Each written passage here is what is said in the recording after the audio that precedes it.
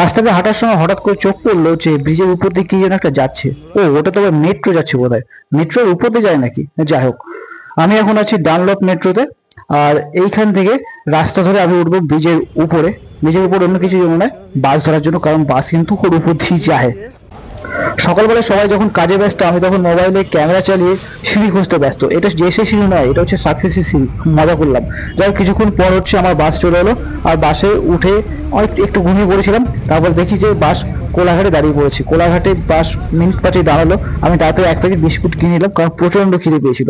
আর সাথে সাথে বাস দিল আবার কোলাঘাট থেকে ছেড়ে। আবার দিলাম আমি একটা ঘুম। আর ঘুম থেকে উঠে দেখি যে আমি পৌঁছে গেছি পাঁশকুড়ায়। আর এখানে দেখলাম যে দুহাত দিকে জল বয়ে যাচ্ছে, মাঝখানে একটা গঙ্গার মতো জলধারা, কিন্তু নয়, এটা গঙ্গা নয়। তখন কোলাঘাটে বাসটি যেহেতু বেশিক্ষণ দাঁড়ায়নি, তাই চৌরঙ্গি ঢোকার কিছুক্ষণ আগে বাসটি দাঁড়িয়ে পড়লো। আর দাঁড়িয়ে পড়তেই মানুষজন চা, ধোঁয়া, পরোটা যে যা পাচ্ছে খেতে শুরু করে দিল। আমিও খেতে কিছু কম করলাম না। তারপর কিছুক্ষণের মধ্যে পৌঁছে গেল আমার বাস চৌরঙ্গিতে। বাস এখান থেকে আমার ভিডিওটা আমি এখানে শেষ করবো, কারণ চৌরঙ্গি থেকে বাস ধরে আমি পৌঁছে যাবো বাড়ি, আর আমি সেটা দেখাতে চাই না। যদি এই চ্যানেলটি প্রথমবার দেখে থাকেন তাহলে অবশ্যই সাবস্ক্রাইব করে নেবেন, আর যদি ফেসবুকে দেখে থাকেন অবশ্যই আমাকে ফলো করে নেবেন। দেখা হচ্ছে পরবর্তী ব্লগে। টাটা।